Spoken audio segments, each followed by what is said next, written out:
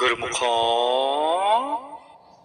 ये श्री गुरु महाराज जी के पावन वचन है कि प्रभु में जितना तुम्हारा विश्वास होगा उतनी ही तुम्हें सफलता प्राप्त होगी।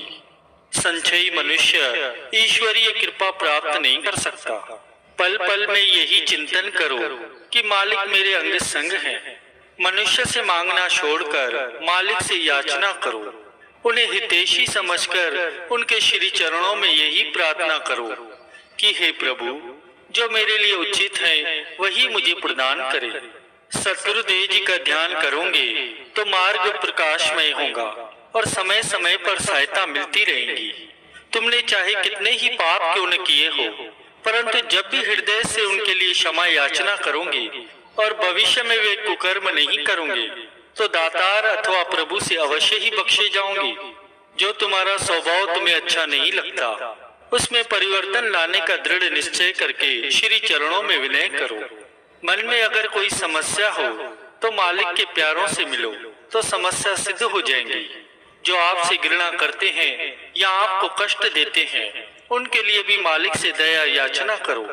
मालिक को अंग संग जानकर निर्भय रहो और वैमनस्य न रखो। घृणा पर प्रेम से विजय प्राप्त कर सकोगे। तुम अपना मन पूर्ण रूप से सद्गुरु के शब्द में लगाओ तो तुम्हारे शेष समस्त कार्य प्रकृति की शक्तियां करेंगी। सद्गुरु का शब्द वह कवच है जिससे कोई भी कष्ट प्रविष्ट नहीं हो सकता। निंदक आपकी निंदा करते हैं, आपको उसके बदले में यदि कष्ट मिलता है तो घबराइए मत। सत्य का मार्ग मत छोड़िए, क्योंकि अंत में जय तो सत्य की ही होती है। संत सद्गुरु की कृपा से जन्म जन्मों का पापी भी भव सागर से पार हो सकता है। हाथ पांव और शरीर से परिश्रम करके खाओ। शरीर के लिए भीख मांगने से तो मरना अच्छा है। बेकार और स्वार्थी मनुष्य सद्गुरु को प्रिय नहीं लगते। इसीलिए मालिक के निमित्त अधिक से अधिक परिश्रम करो। नाम जप कर विषयों से वैराग्य धारण करोगे तो आपका मन वशीभूत होगा। सद्गुरु शरण आए का अपराध क्षमा करते हैं। नाम की शक्ति रिद्धि सिद्धियों की शक्ति से महान होती है। सब ओर से निराश होने पर प्रभु के प्रति आशा जागृत होती है। अपने भीतर से बुराइयों को बहिष्कृत करने के लिए मालिक के द्वार पर नित्य प्रति हार्दिक प्रार्थना करो।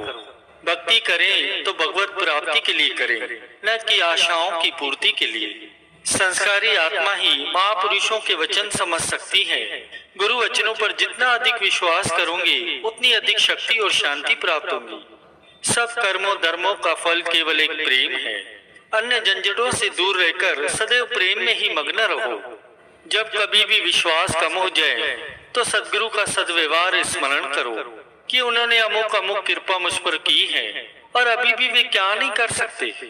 यदि पुरुषार्थ करोगे तो सहायता मालिक करेंगे और कठिन कार्य भी सरल होते जाएंगे।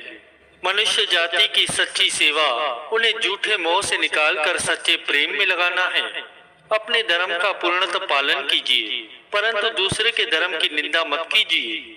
विषयी मनुष्य समझता है कि मैं ऐश्वर्य भोग रहा हूँ, परंतु वास्तव में ऐश्वर्य उसे भोग रहे हैं। सच्चा सुख तो वो है जो सांसारिक हानि लाभ और मान अपमान पर निर्भर नहीं रहता। सुखी वह है जो कष्ट में भी दुखी नहीं होता। हे मानव, तेरे भीतर अथाह खजाना है जो माया के आवरणों से आच्छादित है। गुरु शब्द का अभ्यास करोगे तो आवरण हट जाएंगे और तुम्हें तुम्हारी निधि प्राप्त होंगी। अगर मन में कोई परेशानी हो तो ये निश्चय कर जानो कि सद्गुरु समर्थ जो मेरे साथ है तो मुझे क्या भय है। हे आनंदमय भगवान, मुझे प्रसन्नता दो। हे मधुरमय प्रभु, मुझे मधुर वाणी दो। हे परम पावन परमात्मा, मुझे हृदय की पवित्रता दो। ईश्वर को पवित्रता प्रिय है। अगर विचारों को पवित्र बनाओगे तो ईश्वरीय शक्ति उपलब्ध होगी। कुछ भी अभिलाषा हो तो मालिक से याचना करो, उसके भंडार भरे हुए हैं कि अन्य सब बातें विस्मृत हो जाएं। जहाँ आत्मिक शक्ति प्रकट होती है वहाँ बड़े से बड़ा सांसारिक क्लेश ठहर नहीं सकता। हे प्यारे, हिम्मत न हारो। तुम ऐसे मत कहो कि मेरे भाग्य में कुछ नहीं है। तुम नित्य प्रति प्रभु कृपा द्वारा और परिश्रम करके सब कुछ प्राप्त कर सकते हो। तुम्हारे भीतर ईश्वरीय शक्ति है, उसे कोई भी हानि नहीं पहुंचा सकता। इसलिए तुम सदा निर्भय रहो और सद्गुरु के बताए हुए मार्ग पर चलते चलो। सब आशाएं त्याग कर सद्गुरु पर विश्वास रखना ही गुरु शरण है और ऐसे शरणागत की वह अवश्य ही लाज रखते हैं। तुम सदैव शुभ विचार करो तो पुराने अशुभ संस्कार दग्ध होते जाएंगे। यदि परमार्थी जीवन बिताना है तो स्वार्थी लोगों की संगति से बचो। उसकी बातें मत सुनो जो आपको संसार में फंसने का परामर्श देता है। जो दूसरों के अवगुणों को देखता रहता है उसे ये याद रखना चाहिए कि दूसरों का दोषांकन करना भी तो महान अवगुण है। उसका संग मत करो जिसे मालिक पर पूर्ण विश्वास नहीं है। स्वार्थवश सुने सुनाए दूसरों के अवगुण फैलाकर रस्सी को सर्प बनाने की प्रकृति का परित्याग कर दो। किसी में 1000 अवगुण हो और एक गुण हो तो उस एक गुण को देखो। प्रातः उठो तो सर्वप्रथम श्री सद्गुरुदेव जी का ध्यान करो। उनके श्री चरणों में श्रद्धा से शीश को झुकाओ। उनके द्वारा प्रदान किए हुए शब्द का अभ्यास करो। आपका दिन अच्छा बीतेगा। इसी तरह शयन के समय भी सिमरन करो तो रात्रि अच्छी व्यतीत होंगी। अपने कर्तव्य का पालन करो, परंतु ये दृढ़ निश्चय कर लो कि उसके पश्चात जो भी परिणाम निकलेगा उस पर मैं प्रसन्न चित्त रहूंगा। कई लोग परमेश्वर को भूलकर दुख की तरफ जाते हैं। उन्हें परमेश्वर की शरण में पहुंचाना ही भूलों को सही मार्ग पर लाना है। जब मैं अपने आनंद में पिता के दर्शन करता हूँ तो सब गम विनष्ट हो जाते हैं। जिसमें आत्मिक शक्ति नहीं है वह चाहे कितने ही मैदानों में विजय प्राप्त कर ले तो भी संसारिक जकोले उसका पतन कर ही देंगे। इसलिए वह निर्बल कहा जाता है। उसे सत्संग में जहाँ आत्मिक शक्ति उपलब्ध होती है उसे वहाँ ले जाना ही निर्बलों की सहायता करना है।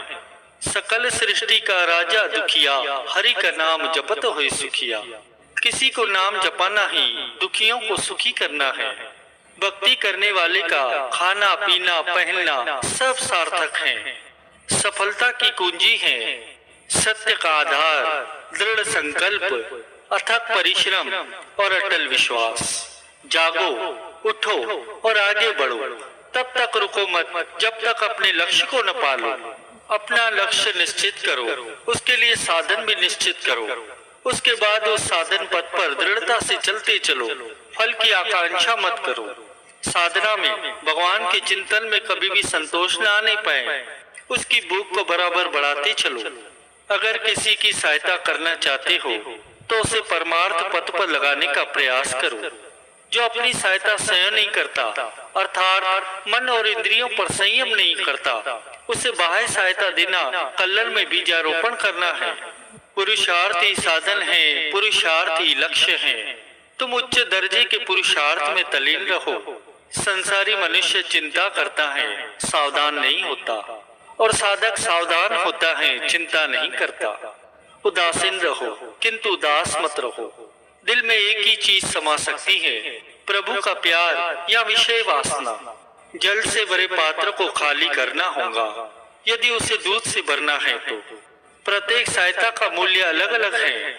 सर्वश्रेष्ठ और बहुमूल्य सहायता दूसरे को आत्मिक उन्नति की ओर ले जाना ही है। जिस कार्य से तुम्हारे अंदर ईश्वरीय भावनाओं की वृद्धि हो वह तो उचित कार्य कहा जाएगा, परंतु जिससे अहंकार और मोह में वृद्धि हो वह भक्ति मार्ग में बाधक होगा। सभी मनुष्य ईश्वर के दर के भिक्षुक हैं। भिक्षुक से भिक्षा मांगने से तो उचित ये है कि मालिक से ही याचना करो। शुद्ध हृदय वाला प्रभु के पल पल में दर्शन करता है, परंतु वह ये नहीं कह सकता कि प्रभु ऐसे हैं, क्योंकि वे तो अवर्णनीय हैं। प्रभु सर्वव्यापक हैं। कोई भी ऐसा स्थान नहीं है जहाँ वे मौजूद न हो, परंतु हमारी दृष्टि से अदृश्य होने के कारण हम उन्हें देख नहीं पाते। वे तो एक ही समय में लाखों करोड़ों मनुष्य की पुकार सुन सकते हैं। कोई उन्हें हार्दिक आर्त स्वर से बुलाए तो सही। सदगुरु का दरबार न छोड़ो, एक न एक दिन अवश्य ही निहाल हो जाओगे। तुम वर्तमान की सोचो, भविष्य की भगवान स्वयं सोचेंगे। गुरुमुख संसार में भ्रमण करते हैं और स्वयं रमण करते हैं। संसारी संसार में रमण करते हैं और स्वयं तक उनकी पहुंच ही नहीं होती। जीवन में कभी भी निराश और उदास मत हो। आशा और उत्साह से आध्यात्मिक मार्ग पर अग्रसर हो। प्रतिदिन प्रातः उठकर ये सोचो कि आज का दिन मेरे लिए बहुत ही महत्वपूर्ण है और उसे अधिक से अधिक उपयोगी बनाना है। सदा समय की कदर करो, बीता समय फिर हाथ नहीं आता। इसीलिए अभी से वर्तमान समय का अधिक से अधिक लाभ उठा लो। बीते हुए की चिंता मत करो, जो अब करना है उसे विचारो और निर्णय करो कि बाकी का सारा जीवन केवल सदगुरु की सेवा में ही बीते। Thank you so much. Video like करो, सब्सक्राइब करो।